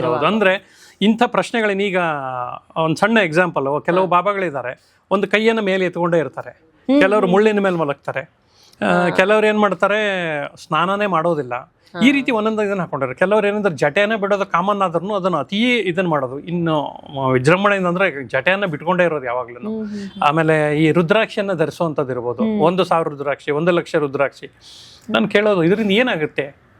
ಸೊ ಇಂಥ ಪ್ರಶ್ನೆ ಏನಾಗುತ್ತೆ, ಅವ್ರನ್ನ ಪ್ರೊವೋಕ್ ಮಾಡತ್ತೆ ಸಹಜವಾಗಿ. ನಾನು ಏನೋ ಮಾಡಕ್ ಹೊರಟಿದ್ದೀನಿ, ಇವ್ನು ಯಾರೋ ಬಂದು ಕೇಳ್ತಾನಲ್ಲ ಅನ್ನುವಂತ ಈ ಚರ್ಚೆಯ ದಾರಿ ಇದೆಯಲ್ಲ, ಅದು ಹಳಿ ತಪ್ಪತ್ತವಾಗ ಸ್ವಲ್ಪ.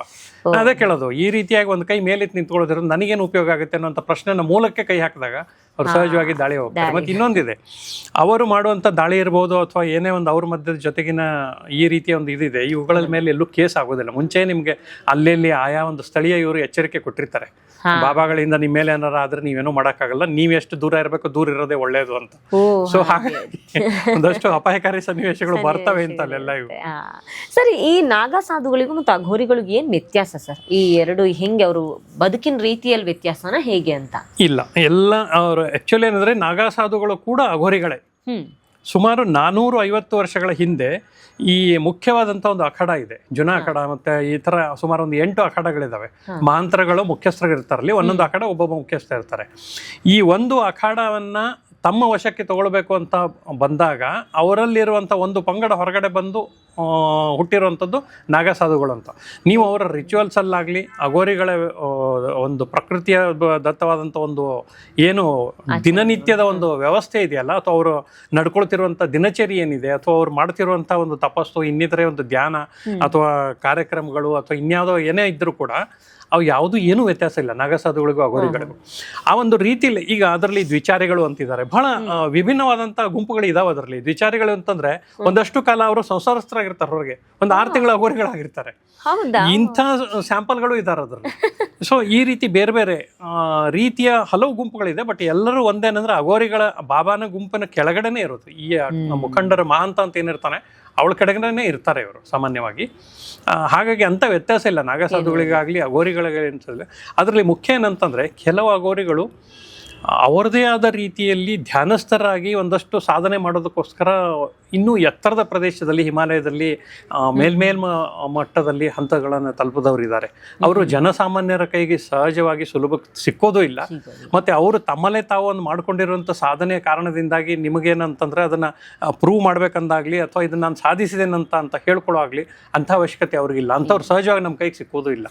ಸೊ ಹಾಗಾಗಿ ಹಲವು ಸ್ತರಗಳಲ್ಲಿ ಇವರೆಲ್ಲರೂ ಒಂಥರ ಪಾಲಾಗ್ಬಿಟ್ಟಿದ್ದಾರೆ. ಸರಿ, ಈ ಅಘೋರಿಗಳು ನಾಗಸಾಧುಗಳು ಅಂದಾಗ ಸಾಮಾನ್ಯರಿಗೆ ಒಂದು ಬಹಳ ದೊಡ್ಡ ಚರ್ಚೆಯಲ್ಲಾಗುವಂಥದ್ದು, ಇವ್ರುಗಳು ಗಾಂಜಾ ಸೇವನೆ ಮಾಡ್ತಾರೆ, ಸೊ ಇವ್ರಿಗೆ ಅದೆಲ್ಲ ಲೀಗಲ್ಲು, ಇವ್ರನ್ನ ಯಾರು ಪ್ರಶ್ನೆ ಮಾಡಲ್ಲ ಅಘೋರಿಗಳು ಗಾಂಜಾ ಸೇವನೆ ಮಾಡಿದ್ರೆ ಅಂತ.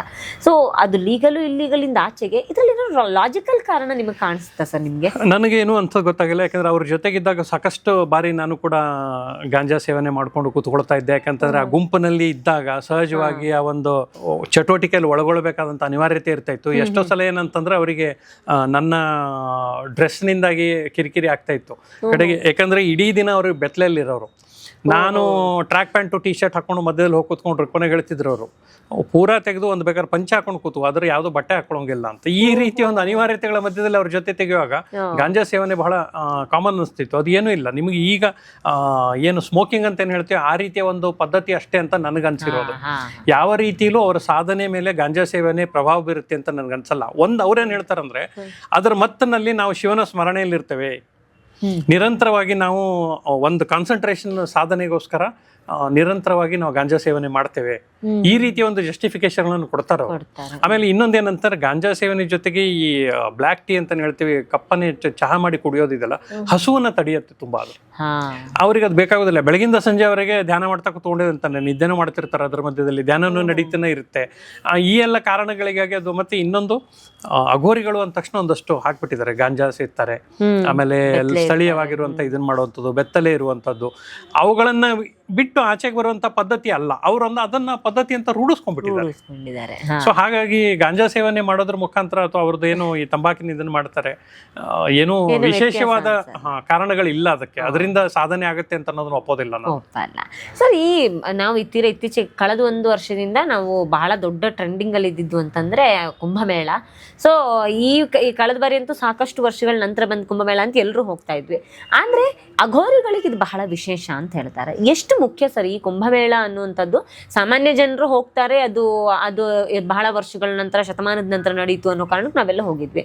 ಬಟ್ ಸಹಜವಾಗಿ ಅಘೋರಿಗಳ ಬದುಕಿಗೂ ಕುಂಭಮೇಳಕ್ಕೂ ಎಷ್ಟು ಕನೆಕ್ಷನ್ ಇದೆ, ಎಷ್ಟು ಮುಖ್ಯ ಅಂತ?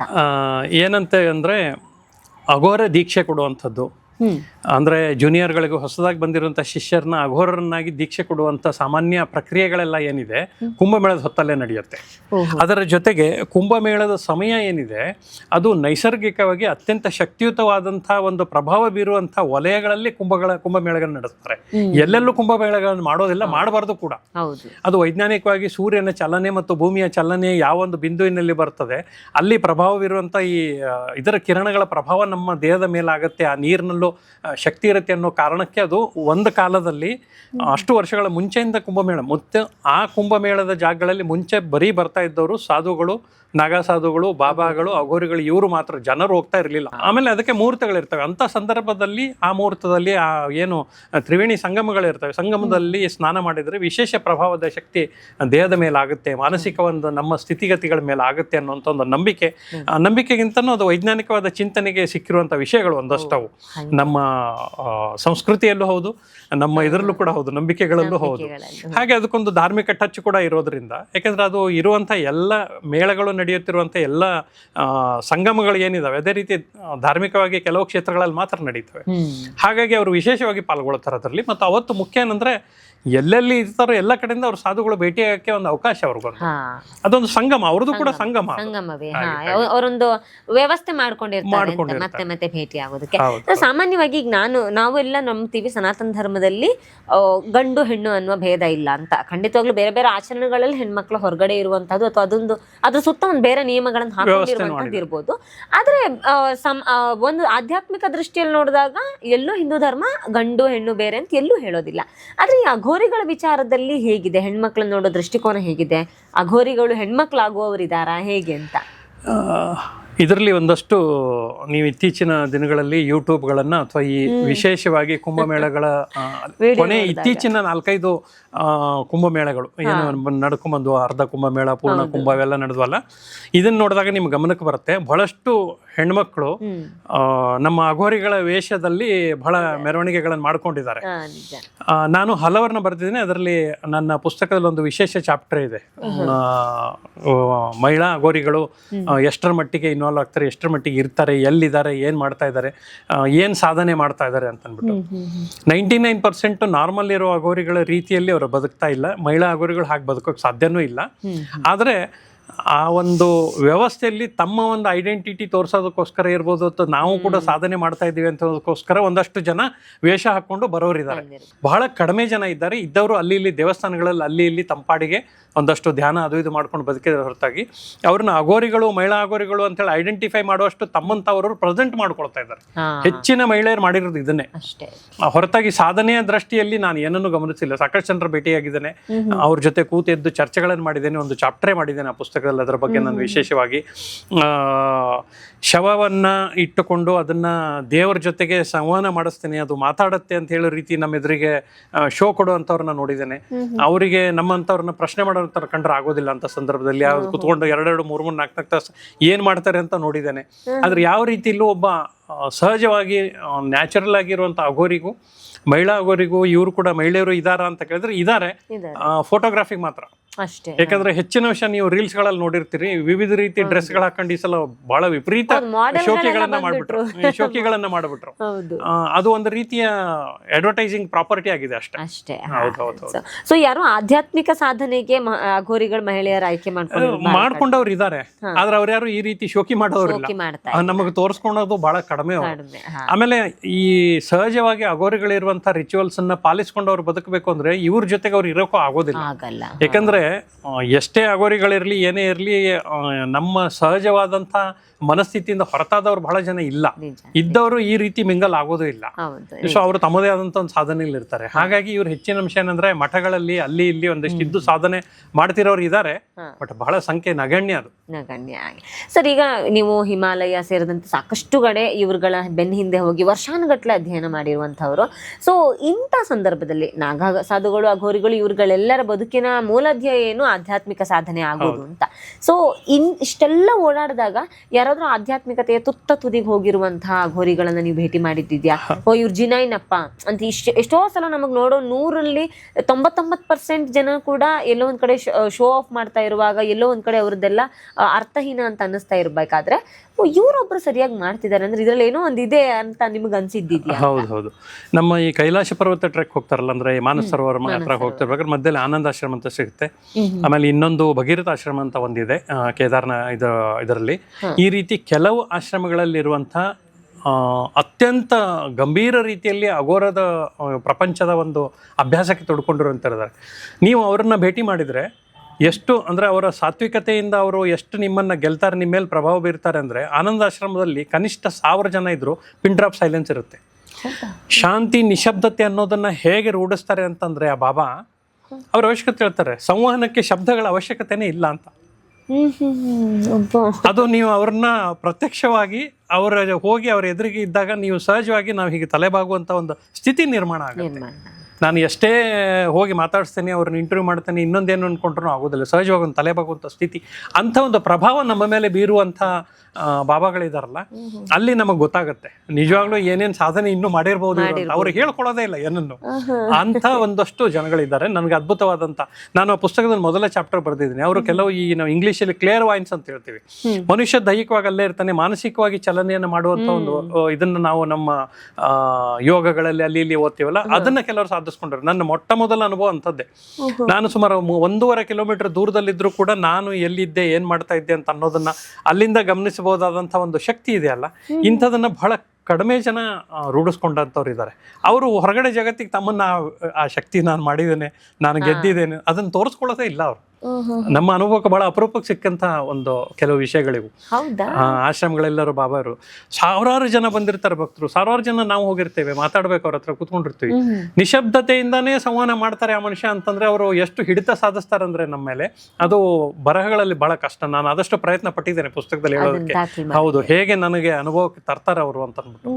ಸುಮಾರು ಅವ್ರ ಜೊತೆಗೆ ನಾನು 4-4.5 ದಿವಸ ಕಾಲ ಕಳೆದಿದ್ದೀನಿ. ಇದು ಒಂದು ಅದ್ಭುತವಾದಂತ ಅನುಭವ. ಅಂಥವ್ರ ಜೊತೆಗೆ 4 ದಿನ ಇರೋದು, ಹೊರಗಡೆ 4 ವರ್ಷ ಬದುಕೋದಕ್ಕಿಂತ ಅಲ್ಲಿ 4 ದಿವಸ ಇರೋದು ಒಂದು, ಹೌದು, ಆ ರೀತಿಯ ಒಂದು ಅಂಥವ್ರು ಇದ್ದಾರೆ. ಹೌದು. ಈಗ ನೀವು ಮಾನಸ ಸಂಚಾರದ ಬಗ್ಗೆ ಹೇಳಿದ್ರಿ. ಸಾಮಾನ್ಯ ನಾವೆಲ್ಲ ಶಂಕರಾಚಾರ್ಯರು ಮಾನಸ ಸಂಚಾರ ಮಾಡಿದ್ರು ಅಂತೆಲ್ಲ ಕೇಳ್ತೇವೆ, ಓದ್ತೇವೆ, ನಿಜ. ಆದ್ರೆ ಇವತ್ತಿನ ಈ ಕಲಿಯುಗದಲ್ಲಿ, ಇವತ್ತಿನ ಕಾಲಘಟ್ಟದಲ್ಲಿ ಈ ತರದ ಸಾಧಕರಿದ್ದಾರೆ. ಬಾಬಾಗಳಲ್ಲಿ ಒಂದಷ್ಟಿದ್ದಾರೆ. ಒಬ್ಬರು ನಾನು, ಯಾಕಂತಂದ್ರೆ ಅವರ ಜೊತೆಗಿನ ಸಂವಹನದಿಂದ, ಯಾಕಂದ್ರೆ ಆ ಮನುಷ್ಯ ನನಗೆ ಬೆನ್ನು ಮಾಡೇ ಕೂತಿದ್ದವನು ನನ್ನ ಕಡೆ ತಿರುಗಿ ನೋಡದೆ ನನ್ನ ಬಗ್ಗೆ ಸಂಪೂರ್ಣ ವಿವರಗಳನ್ನು ಹೇಳಬಲ್ಲಷ್ಟು ಪ್ರಾವೀಣ್ಯತೆಯನ್ನು ಹೊಂದಿದ್ದಂತ ಇದೆ. ಮತ್ತೆ ನಾವು ಅಲ್ಲಿಗೆ ತಲುಪಬೇಕಾದಾಗ ಸುಮಾರು -4 ಡಿಗ್ರಿ ಟೆಂಪರೇಚರು, ಉತ್ತರಾಖಂಡ ಪ್ರದೇಶದ ಒಂದು ಇಂಟೀರಿಯರ್ ಪ್ರದೇಶದಲ್ಲಿ ನಾವಷ್ಟು ಕೋಟು ಬೂಟು ನಮ್ದೆಲ್ಲ ಸೂಟನ್ನು ಹಾಕೊಂಡು ಹೇಳಿದ ಅವನು ಒಂದು ಕೌಪಿನ ಮೈ ಮೇಲೆ ಏನೂ ಇಲ್ಲ ಹೀಗೆ ಕುತ್ಕೊಂಡಿದ್ದಾನೆ ಅಂತಂದ್ರೆ ಆ ಹೊರಗಡೆಯ ಒಂದು ಚಳಿ ಅಥವಾ ಒಂದು ಪರಿಸರದ ಬಾಧೆ ಏನಿದೆ ಆ ದೇಹಕ್ಕೆ ತಗೊಳ್ಳೋದಿಲ್ಲ. ಮಾನಸಿಕವಾಗಿ ಅಷ್ಟು ಪ್ರಖರತೆ ಹಿಡಿತಾ ಇದ್ದಾಗ ದೇಹಕ್ಕೆ ಅದು ತಗೋದಿಲ್ಲ. ನಾವು ಇತ್ತೀಚಿನ ವಿಜ್ಞಾನದಲ್ಲಿ ಹೇಳ್ತೇವೆ ಮೆಸ್ಮರಿಸಮ್ ಅಂತ ಇರ್ಬೋದು ಅಥವಾ ಹಿಪ್ನಾಟಿಸಮ್ ಅಂತ ಹೇಳೋದಂತರು, ಅದೆಲ್ಲ ಅದರದೇ ಒಂದು ಭಾಗಗಳಿವೆ, ಇಂಗ್ಲಿಷ್ ವರ್ಷನ್ಗಳಷ್ಟೇ. ಮಾನಸಿಕವಾಗಿ ಮನುಷ್ಯನ ಮೇಲೆ ಹಿಡಿತ ಸಾಧಿಸಬಹುದು ಅಂತಂದ್ರೆ ಅಷ್ಟು ಮಟ್ಟಿಗೆ ಪ್ರಭಾವ ಬೀರುವಂತಹ ಧನಾತ್ಮಕವಾದಂತಹ ಶಕ್ತಿ ಸಂಚಯನ ಆಗಿರ್ಬೇಕು ಅಂತ ಒಂದಷ್ಟು ಬಾಬಾಗಳು ಬಹಳ, ನನ್ನ ಲೆಕ್ಕದಲ್ಲಿ ಬಹಳ ಕೆಲವರು ಇರ್ಬೋದು. ಒಂದು 4-4 ಜನ, ನನ್ಗೆ ಇಷ್ಟು 100 ಜನರ ಮಧ್ಯದಲ್ಲಿ ಒಂದು 4-4 ಜನ ಸಿಕ್ಕಿದ್ದಾರೆ. ಸರಿ, ಈ ಒಟ್ಟು ಈ ಅಘೋರಿಗಳ ಪ್ರಪಂಚದ ಒಳಗಡೆ ಹೋಗಿ ಬಂದಾಗ ನಾನು ಯಾವಾಗ್ಲೂ ಏನ್ ಯೋಚನೆ ಮಾಡ್ತೀನಿ ಅಂದ್ರೆ, ಈ ಅಘೋರಿಗಳು ಇವ್ರುಗಳು ಈ ಆಧ್ಯಾತ್ಮಿಕ ಸಾಧನೆ ಒಂದು ಮನುಷ್ಯನ ವೈಯಕ್ತಿಕ ಆಧ್ಯಾತ್ಮ ಸಾಧನೆ ಉನ್ನತಿ ಆಗಬೇಕು ಮತ್ತು ಲೋಕ ಕಲ್ಯಾಣ ಆಗಬೇಕು ಅಂತ. ಸೊ ನಿಮ್ಗೇನ್ ಅನ್ಸುತ್ತೆ, ಇಲ್ಲಿನ ಈ ವಾತಾವರಣದ ಒಳಗಡೆ ಹೋಗಿ ಬಂದವರು ಇವ್ರುಗಳ ಸಾಧನೆ ಅನ್ನೋದು ಲೋಕ ಕಲ್ಯಾಣಕ್ಕೆ ಎಷ್ಟಿದೆ, ವೈಯಕ್ತಿಕ ಸಾಧನೆಗೆ ಎಷ್ಟಿದೆ ಅಂತ ಅನ್ಸುತ್ತೆ ಸರ್? ಅವ್ರು ಎರಡನ್ನೂ ಮಾಡ್ತಾ ಇಲ್ಲ ಅಂತ ನನ್ಗನ್ಸುತ್ತೆ. ಯಾಕೆಂದ್ರೆ ಲೋಕ ಕಲ್ಯಾಣಾರ್ಥವಾಗಿ ಏನಾದ್ರು ಮಾಡ್ಬೇಕು ಅಂದ್ರೆ ಈಗ ಹೊರಗಡೆಗೆ ಒಂದಷ್ಟು ನಿಮ್ಮ ರೀತಿಯ ಸಮಾಜದಲ್ಲಿ ಬೆರೆತ್ಕೊಂಡು ಸಮಾಜಕ್ಕೆ ಅನುಕೂಲ ಆಗುವಂತ ಒಂದಷ್ಟು ಏನಾದ್ರು ಸಹಾಯವನ್ನ ಅಥವಾ ಅವ್ರು ಏನೋ ಸಾಧಿಸಿದ್ದನ್ನ ನಮಗೆ ಕಷ್ಟದಲ್ಲಿದ್ದಾಗ ಕೊಡುವಂಥದ್ದನ್ನ ಏನಾದ್ರು ಮಾಡ್ಬೇಕಂಥದ್ದು ಅಂಥದ್ದು ಕಣ್ಣಿಗೆ ಬೀಳೋದೇ ಇಲ್ಲ. ಎರಡನೇದಾಗಿ ವೈಯಕ್ತಿಕವಾಗಿ ಅಂತಂದ್ರೆ ಅವರು ಮನುಷ್ಯರೇ, ಬದುಕಿನ ಅನಿವಾರ್ಯತೆ ಅವ್ರಿಗೂ ಇದೆ. ಹೌದು. ಆಮೇಲೆ ಈ ಪಂಥದ ಒಂದು ಭಾಗವನ್ನು ಅವ್ರು ಆಯ್ಕೆ ಮಾಡ್ಕೊಂಡ್ಬಿಟ್ಟಿದ್ದಾರೆ. ಇದರಿಂದ ಹೊರಗಂತೂ ಬರೋಕ್ಕಾಗೋದಿಲ್ಲ. ಯಾಕಂದ್ರೆ ಬೇರೆ ಯಾವುದೇ ರೀತಿ ನಾಗರಿಕ ಪ್ರಪಂಚದ ವ್ಯವಸ್ಥೆಗಳು ಅವ್ರನ್ನ ತಲುಪೋದು ಇಲ್ಲ, ಅವರು ತಮ್ಮನ್ನು ತಾವು ಅದಕ್ಕೆ ಬಿಟ್ಕೊಳ್ತಾನೂ ಇಲ್ಲ ಅಂದಾಗ ಅದೇ ವ್ಯವಸ್ಥೆಯಲ್ಲಿ ಬದುಕಬೇಕಾದಂಥ ಅನಿವಾರ್ಯತೆ. ಇದು ವೈಯಕ್ತಿಕವಾಗಿ ಅವ್ರಿಗೆ ಬೇಕೋ ಬೇಡೋ ಆಯ್ಕೆ ಮಾಡ್ಕೊಂಡು ಬಿಟ್ಟರು ಅಂತವ್ರು. ಸೊ ಹಾಗಾಗಿ ಆ ವೈಯಕ್ತಿಕವಾದಂಥ ಬದುಕಿನಲ್ಲೂ ಸಹಿತ ಅಘೋರರಾಗಿ ಬದುಕಬೇಕು ಅಂತಂದಾಗ ಅದು ಹೇಗೆ ನಡೀತಿದೆ ಹಾಗೆ ನಡೀತಾ ಇರುತ್ತೆ. ಅದರಿಂದನೂ ಕೂಡ ಯಾವುದೇ ರೀತಿಯ ವ್ಯತ್ಯಾಸ ನಮ್ಮ ಹೊರಗಿನ ಪ್ರಪಂಚಕ್ಕೆ ಬೀಳ್ತಾ ಇಲ್ಲ. ಈಗ ನಾವು ಹೇಳ್ತೇವೆ ಕೆಲವು ಬಾಬಾಗಳಿದ್ದಾರೆ. ನಾನು ಹೇಳಿದ್ನಲ್ಲ, ಸಾತ್ವಿಕವಾಗಿ ಒಂದಷ್ಟು ಸಾಧನೆ ಮಾಡಿದವರು ಅತ್ಯಂತ ಕಷ್ಟಕರವಾದನ್ನ ನಾವು ಇದು ಮಾಡಿ ಭಗೀರಥ ಆಶ್ರಮಕ್ಕೆಲ್ಲ ಹೋಗಿ ಅವ್ರನ್ನ ಮೀಟ್ ಮಾಡೋದು ಯಾಕೆಂತಂದ್ರೆ ಆ ರೀತಿಯ ಅವರ ಜೊತೆಗೆ ಇದ್ದು ಒಂದಷ್ಟೊತ್ತು ಕಾಲ ಪಡೆದು ಬಂದಾಗ ಒಂದು ಧನಾತ್ಮಕವಾದ ಶಕ್ತಿ ಸಂಚಯನ ಆಗುತ್ತೆ ಅವ್ರ ಆಶ್ರಮಗಳಲ್ಲಿ, ಆ ಜಾಗಗಳಲ್ಲಿ. ಅದು ಲೋಕ ಕಲ್ಯಾಣಾರ್ಥವಾಗಿ ಬಳಸ್ಬೋದಾದಂಥ ಶಕ್ತಿ. ಅಂಥವ್ರಿಂದ ಅಂಥವ್ರು ಬಹಳ ಕಡಿಮೆ ಇದ್ದಾರೆ. ಪಬ್ಲಿಕ್ ತೆರೆದುಕೊಳ್ಳೋದೇ ಇಲ್ಲ ಅವರು. ಹಾಗೆ ಹೌದು, ಅವ್ರು ಹೇಳ್ತಾರೆ ಅವ್ರವ್ರ ಕರ್ಮಾನುಸಾರ ಅವರವರಿಗೆ ಸುಖ ದುಃಖಗಳು ಸಿಗ್ತವೆ, ನಾನೇನು ಅವ್ರನ್ನ ಪರಿಹರಿಸಿದೆ. ಇದು ಒಂದು ಹೌದು ಹೌದು ಅಂತ. ಸಾಮಾನ್ಯವಾಗಿ ನೀವೀಗ ಆಗ ಮಾತಾಡ್ತಾ ಹೇಳಿದ್ರಿ, ಈ ಅಘೋರಿಗಳು ಇತ್ತೀಚೆಗೆ ತುಂಬಾ ಟೆಕ್ನಾಲಜಿ ಕೂಡ ಅಪ್ಡೇಟ್ ಆಗಿದ್ದಾರೆ, ವಾಟ್ಸಪ್ ಗ್ರೂಪ್ ಮಾಡ್ಕೊಂಡಿದ್ದಾರೆ ಅಘೋರಿಗಳು. ಸೊ ಹೊರಗಡೆ ಪ್ರಪಂಚ ಕನೆಕ್ಟ್ ಆಗ್ತಾರೆ ಅಂತ. ಈಗ ನಾನು ಬೇರೆ ಬೇರೆ ಭಾಗಗಳಲ್ಲಿ ಬೇರೆ ಹೀಗೆ ಒಡನಾಟಗಳಲ್ಲಿ ಸಿಕ್ಕಿದಾಗ ಒಂದಷ್ಟು ಜನ ಅವ್ರದ್ದೇ ಒಂದು ತಂಡ ಇರುತ್ತೆ. ಯಾವ್ದಾದ್ರು ಒಂದು ಕಾರ್ಯಕ್ರಮ ಆದಾಗ ಅವರೆಲ್ಲ ಒಟ್ಟಿಗೆ ಒಂದು ಟೀಮ್ ತರ ಮಾಡ್ಕೊಂಡು ಒಂದು ಪ್ಯಾಕೇಜ್ ತರ ಬಂದು ಹೋಗುವಂಥದ್ದು, ಈ ತರದ್ದೆಲ್ಲ ಇದೆ. ಸೊ ಇದು ಹೆಂಗ್ ಕನೆಕ್ಟ್ ಆಗುತ್ತೆ ಅಂತ ಇವ್ರುಗಳು ಅಂದ್ರೆ ನನಗೆ ಬಹಳ ಸಲ ಏನ್ ಅನ್ಸುತ್ತೆ ಅಂದ್ರೆ ಅವರು ಆ ಕಡೆ ತುಂಬಾ ಆಧ್ಯಾತ್ಮದ ಉನ್ನತಿಗೂ ಹೋಗ್ತಿಲ್ಲ, ಈ ಕಡೆ ಸಹಜ ಜೀವನಕ್ಕೂ ಬರ್ತಿಲ್ಲ, ಎಲ್ಲೋ ಒಂದ್ ಕಡೆ ನಡುವಲ್ಲಿ ನಿಂತಿದ್ದಾರೆ ಅಂತ ಅನ್ಸ್ತಾ ಇದೆ. ಇಲ್ಲ, ಕರೆಕ್ಟ್. ಈಗ ಅದನ್ನೇ ಹೇಳಿದ್ ನಾನು, ಅನಿವಾರ್ಯದ ಬದುಕಿನಲ್ಲಿರುವಂತಹ ಅಘೋರಿಗಳೇ ಜಾಸ್ತಿ ಆಯ್ಕೆ ಮಾಡ್ಕೊಂಡ್ಬಿಟ್ಟಿದ್ದಾರೆ ಅಘೋರ ಜೀವನವನ್ನ. ಈಗ ಅಲ್ಲೇ ಇರ್ಬೇಕಾಗಿದೆ. ಹಾಗಂತ ಈ ಹೊರಗಡೆ ಏನ್ ಕಣ್ಣು ಕಾಣ್ತಿದೆಯಲ್ಲ, ಈ ಕಲರ್ ಪ್ರಪಂಚ, ಸೊ ಈ ಬಟರ್ಫ್ಲೈ ಪ್ರಪಂಚನ ಬಿಡ್ಲಿಕ್ಕೆ ಆಕರ್ಷಣೆ ಅವ್ರನ್ನ ಹೊರತಾಗ್ತಾ ಇಲ್ಲ. ಸೊ ಹಾಗಾಗಿ ಈಗ ನೀವು ಕುಂಭಮೇಳಕ್ಕೆ ಹೋದ್ರೆ ವಿಶೇಷವಾಗಿ ನೋಡ್ಬೇಕು, ಗಂಟೆ ಕಟ್ಕೊಂಡಿರೋದು, ಕಲರ್ ಲೈಟ್ ಹಾಕೊಂಡಿರೋದು, ಫೈರ್ ಕ್ರಿಯೇಟ್ ಮಾಡ್ತಾ ಇರೋದು, ಆಮೇಲೆ ತರದ ಹೊಸ ಏನು ನಮ್ಮ ಈ ಮಾಡರ್ನೈಸೇಷನ್ ಏನಂತ ಅದನ್ನೆಲ್ಲನೂ ಕೂಲಿಂಗ್ ಗ್ಲಾಸ್ ಹಾಕೊಂಡು ಕೂತಿರೋದು, ಟಿವಿ ಇಟ್ಕೊಂಡು ಲ್ಯಾಪ್ಟಾಪ್ ಅಲ್ಲಿ ಏನೋ ಹೇಳಿ ಅದರ ಮುಖಾಂತರ ಇವೆಲ್ಲನೂ ಅಡಾಪ್ಟ್ ಮಾಡ್ಕೊಂಡಿದ್ದಾರೆ. ಇವೆಲ್ಲದ್ರ ಜೊತೆಗೂ ಬದುಕ್ತಾ ಇದ್ದಾರೆ. ಯಾಕೆಂದ್ರೆ ನೀವು ಹೇಳಿದಾಗೆ ಸಂಪೂರ್ಣವಾದ ಅಘೋರ ಬದುಕಿನ ಟ್ರ್ಯಾಕ್ ಅನ್ನ ಹಿಡಿದಿರುವಂತ ಸಾಕಷ್ಟು ಹೊಸ ತಲೆಮಾರಿನ ಬಾಬಾಗಳಿದಾರಲ್ಲ, ಅನಿವಾರ್ಯಗಳೇ ಬಾಬಾ ಆಗಿರೋರು, ಅವರೆಲ್ಲ ಒಂಥರ ಬಣ್ಣದ ಬಾಬಾಗಳೇ ಹೆಚ್ಚಿನ ವಿಷಯ. ಬಹಳಷ್ಟು ಜನರ ಜೊತೆಗೆ ನಾನು ನೋಡಿದ್ದೇನೆ, ಅವ್ರದ್ದೇನಿಲ್ಲ ಅವತ್ತಿನ ಮಟ್ಟಿಗೆ. ನೀವು ಬಂದವ್ರು ಯಾಗೋ ಒಂದಷ್ಟು ದುಡ್ಡು ಕೊಡ್ತಾರೆ, ಮ್ಯಾಗಿಗೆ ಪ್ಯಾಕೆಟ್ ಕೊಡ್ತಾರೆ, ಒಂದಷ್ಟು ಡ್ರಿಂಕ್ಸ್ ಕೊಡಿಸ್ತಾರೆ, ಅವತ್ತಿನ ಮಟ್ಟಿಗೆ ಒಂದಷ್ಟು ತಂಬಾಕು ಸಿಕ್ಕಿದ್ರಾಯ್ತು, ದಿನಗಳದ್ದು ಹೋಗ್ತಾ ಇರ್ತದೆ, ವೇಷ ಹಾಕೊಂಡು ಹಿಂಗೆ ಬಂದು ಕೂತ್ಕೊಳ್ತಾರೆ, 4 ದಿನ ಕಳಿಯುತ್ತೆ. ಇಷ್ಟನ್ನು ಮಾತ್ರನೇ ಮಾಡ್ಕೊಂಡು ಈ ಒಂದು ಟ್ರ್ಯಾಕಲ್ಲಿ ಬರ್ತಾರೆ. ಹಾಗಾಗಿ ಇಂಥವ್ರು ಏನಂತಂದ್ರೆ ನಿಮ್ಗೆ ಗೊತ್ತಿರಬೇಕು, ಮಂಗಳೂರಿನ ದೇವಸ್ಥಾನಕ್ಕೆ ಕಾಲ್ನಡಿಗೆಯಲ್ಲಿ ಬರೋರು ಒಂದಷ್ಟು ಇದ್ದಾರೆ, ಮಹಾರಾಷ್ಟ್ರ ದೇವಸ್ಥಾನಗಳಿಗೆ ಒಂದಷ್ಟು ಬರೋರಿದ್ದಾರೆ, ಅಲ್ಲಿಂದ ಇಲ್ಲಿವರೆಗೆ ನಡ್ಕೊಂಡು ಪಾದಯಾತ್ರೆ ಮಾಡೋರಿದ್ದಾರೆ. ಇವರೆಲ್ಲ ಏನಂತಂದ್ರೆ ವಿವಿಧ ಭಾಗಗಳಲ್ಲಿ ಸಂಚರಿಸ್ತಾ ದಿನಗಳನ್ನ ಅಘೋರ ಪಂಥದಲ್ಲಿದ್ದೇ ದಿನಗಳನ್ನ ತೆಗಿತಾ ಇರುವಂಥದ್ದು. ಸಾಧನೆ ಅಂತದ್ದು ಬಹಳ ಕಡಿಮೆ ಇವ್ರದೆಲ್ಲ. ಅವರು ಒಂದು ಜೀವನವನ್ನು ದಾಟಿಸ್ತಿದ್ದಾರೆ, ಜೊತೆಗೆ ಆ ಪಂಥದಲ್ಲೂ ಇದೇನೆ ಅಂತ ಅನ್ಕೊಂಡು ಸಿಗುವಂತ ಒಂದು ಮೌಲ್ಯಗಳು ಏನೋ ಒಂದಷ್ಟು ಬರ್ತಾ ಇದೆ, ಅದರಿಂದಾಗಿ ತಮಗೊಂದಷ್ಟು ಬೆಲೆ ಇದೆ, ಎಂಜಾಯ್ ಮಾಡ್ಕೊಂಡು ಇದ್ದಾರೆ ಅಷ್ಟೇ. ಬಹುಶಃ ಮುಂದಿನ ತಲೆಮಾರಿಗೆ ಹೋದ ಹಾಗೆ ಒಂದು ಅಥೆಂಟಿಕ್ ಆಗಿ ಅದನ್ನೇ ಅಂದ್ರೆ ಒಂದು ಆಧ್ಯಾತ್ಮಿಕವಾಗಿ ಒಂದು ಭಕ್ತಿ ಮತ್ತು ಆ ಸಾಧನೆಯ ಉತ್ಸುಕತೆಯನ್ನು ಇಟ್ಕೊಂಡು ಹೋಗೋರ್ ಸಂಖ್ಯೆ ಬಹಳ ಕಡಿಮೆ ಆಗಿದೆ. ಹೊಸದಾಗಿ ಬರ್ತಿರುವಂತಹ ಅಘೋರಿಗಳಾಗಿ ಹೊಸ ತಲೆಮಾರಿನ ಜನಗಳು ಬರ್ತಿರೋದು ಕಡಿಮೆ ಆಗ್ತಿದೆ, ಬಂದವರು ವಾಪಸ್ ಓಡೋಗ್ತಾ ಇದ್ದಾರೆ. ಇವೆಲ್ಲ ಘಟನೆಗಳು ನಡೆಯುತ್ತೆ. ಯಾಕಂದ್ರೆ ಹೊಸ ಏನ್ ವ್ಯವಸ್ಥೆನ ನೋಡಿದ ನಂತರ ಆ ಅಘೋರ ಪ್ರಪಂಚದ ವ್ಯವಸ್ಥೆಗೆ ಹೋದಾಗ ಏನಾಗುತ್ತೆ, ಬಹಳ ಕಷ್ಟ ಆಗುತ್ತೆ. ಯಾಕಂದ್ರೆ ಅವ್ರದ್ದು ಆರಂಭದ ಹಂತ ಏನಿದೆ, ದೀಕ್ಷೆ ಕೊಡುವಾಗ ಬಹಳ ಕಠಿಣವಾದಂತ ಬದುಕಿನ ಪದ್ಧತಿಗಳನ್ನು ಅನುಸರಿಸಬೇಕಾಗತ್ತೆ. ಈ ಎಲ್ಲ ಐಹಿಕವಾದವನ್ನ ತೊರೆದು ನೀವು ಅಲ್ಲಿ ನಿಲ್ಬೇಕು ಅಂತ ಅಂದಾಗ ಕಷ್ಟ ಆಗುತ್ತೆ. ಒಂದಷ್ಟು ದಿನಗಳ ಕಾಲ ಅವರು ಆಗೋಣ ಅಂತ ಹೋಗಿರ್ತಾರೆ ಆಸಕ್ತಿಯಿಂದ, ಆದ್ರೆ ವರ್ಷಾನುಗಟ್ಲೆ ಅನ್ನೋದು ದೀಕ್ಷೆಯಲ್ಲಿ ಇರಬೇಕು ಅಂತ ಕಷ್ಟದ ವಾಪಸ್ ಓಡ್ ಬಂದ್ಬಿಡ್ತಾರೆ. ಈ ಒಂದು ಫ್ಲಕ್ಚುಯೇಷನ್ ಬಹಳ ನಡೀತಾ ಇದೆ ಈಗಿನ ತಲೆಮಾರಿನವರಲ್ಲಿ, ಬಹಳ ಕಡಿಮೆ. ಹೊಸ ತಲೆಮಾರಿನ ಜನರೇಷನ್ ಬಹಳ ಕಡಿಮೆ ಬರ್ತಾ ಏನಿದೆ ಸರ್, ಒಂದು ಬೇಸಿಕ್ ಒಂದಷ್ಟು ಯಾವ ಕಠಿಣ ನಿಯಮಗಳಿದೆ ಈ ಅಘೋರಿಗಳಾಗುವಂತವ್ರಿಗೆ? ಒಂದು ಸಹಜವಾಗಿರೋ ಇನಿಷಿಯಲ್ ಒಂದಷ್ಟು ಪರೀಕ್ಷೆಗಳು ಅಥವಾ ಇನಿಷಿಯಲ್ ನಿಯಮಗಳಂತಿರುತ್ತೆ. ಹೌದು, ಈ ಮಹಾಂತನ ಸೇವೆ ಮಾಡಬೇಕು ಅಂತ ಮೊದಲಿಗೆ ಶಿಷ್ಯಂತರ ಅಲ್ಲಿ ಉಳಿಬೇಕಾಗತ್ತೆ. ಆಮೇಲೆ ನಿರ್ವಾಣ ಸ್ಥಿತಿಯಲ್ಲಿ ಇರ್ಬೇಕಾದದ್ದು ಮುಖ್ಯವಾಗಿ. ನಮಗೆ ಎಲ್ಲರ ಮಧ್ಯದಲ್ಲಿದ್ರು ನಮಗೊಂದು ಅಭ್ಯಾಸದಿಂದಾಗಿ ನಾವು ಬಟ್ಟೆ ಇಲ್ಲದೆ ಇರೋದನ್ನ ಬಹಳ ಕಷ್ಟ, ಮಾನಸಿಕವಾಗಿ ಒಪ್ಕೊಳ್ಳೋದು ಕಷ್ಟ ಆಗುತ್ತೆ. ಇದರ ಜೊತೆಗೆ ಅಭಕ್ಷ್ಯ ಭೋಜನ ಮತ್ತು ಅಪೇಯ ಪಾನೀಯ ಅಂತ ಹೇಳ್ತಾರೆ, ಅವನನ್ನ ಮಾನಸಿಕವಾಗಿ ಸದೃಢಗೊಳಿಸಬೇಕು ಅನ್ನೋ ಕಾರಣಕ್ಕೆ ಮಲಮೂತ್ರಗಳ ತಿನ್ನುವಂಥದ್ದು ಇರ್ಬೋದು, ಕುಡಿಯುವಂಥದ್ದು ಇರ್ಬೋದು, ಹೊತ್ತಲ್ಲದ ಹೊತ್ತಿನಲ್ಲಿ ಅವುಗಳನ್ನೆಲ್ಲ ಬಳಸುವಂಥದ್ದು ಇರ್ಬೋದು, ಈ ಅಭ್ಯಾಸಗಳಿಗೆ ಈಡು ಮಾಡ್ತಾರಲ್ಲ, ಅದು ಸುಲಭಕ್ಕೆ ಹೊಂದಿಕೆ ಅಭ್ಯಾಸ ಮಾಡ್ಕೊಳ್ಳುವಂಥದ್ದು ಇದಲ್ಲ. ಇಂಥದ್ದು ಆಮೇಲೆ ಬೇಯಿಸದೇ ಇರುವಂಥ ಮಾಂಸ, ಮನುಷ್ಯನ ಮಾಂಸ ತಿನ್ನೋದಿರ್ಬೋದು, ರಕ್ತಗಳನ್ನು ಕುಡಿಯೋದು, ಪ್ರಾಣಿಗಳನ್ನು ಬಲಿ ಕೊಟ್ಟಾಗ ರಕ್ತವನ್ನು ಕೊಟ್ಟಾಗ ಅದನ್ನೇ ತೀರ್ಥದ ಥರ ತಗೊಳ್ಳುವಂಥದ್ದು ಇರ್ಬೋದು. ಇಂಥ ಹಲವು ರೀತಿಯ ಸಹಜವಾಗಿ ನಾಗರಿಕ ಸಮಾಜ ಯಾವ ವ್ಯವಸ್ಥೆನ ಹೌದು ಇದು ಮಾಡ್ಬೋದು ಅಂತ ಒಪ್ಕೊಳ್ಳೋಕ್ಕೂ ಕಷ್ಟ ಇದೆ.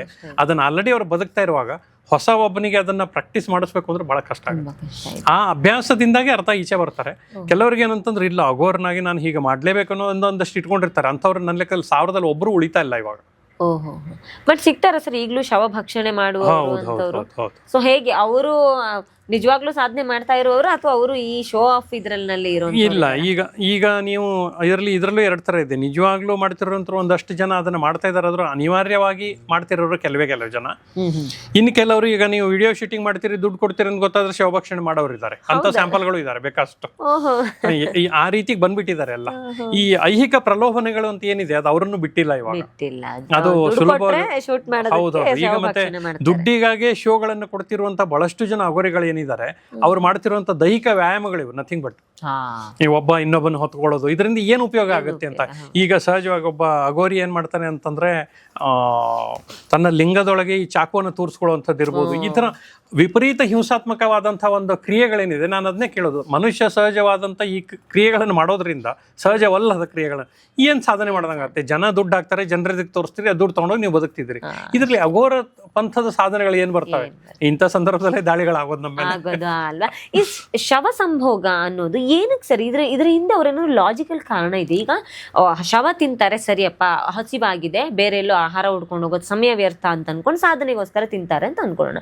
ಬಟ್ ಶವ ಸಂಭೋಗದ ಹಿಂದಿನ ಏನ್ ಲಾಜಿಕ್ ಇದೆ ಅಂತ ಅದಕ್ಕೇನ್ ಹೇಳ್ತಾರೆ ಅವರು? ಇಲ್ಲ, ಅದು ಈಗಿನ ವ್ಯವಸ್ಥೆಯಲ್ಲಿ ಶವ ಸಂಭೋಗ ಅಂತ ಅನ್ನೋದು ಸುಮಾರು 1000 ವರ್ಷಗಳ ಹಿಂದೆ ಅಥವಾ ಅದಕ್ಕಿಂತ ಆರಂಭದ ದಿನಗಳಲ್ಲಿ ಏನಿತ್ತಲ್ಲ ಆ ಸಂದರ್ಭದಲ್ಲಿ ಇದ್ದಂಥದ್ದು ವ್ಯವಸ್ಥೆಯ ಅವ್ರ ಅಭ್ಯಾಸ ಏನಿತ್ತಲ್ಲ ಅದಕ್ಕೂ ಇದಕ್ಕೂ ಬಹಳ ಅಜಗಜಾಂತರ ವ್ಯತ್ಯಾಸಗಳಿದೆ.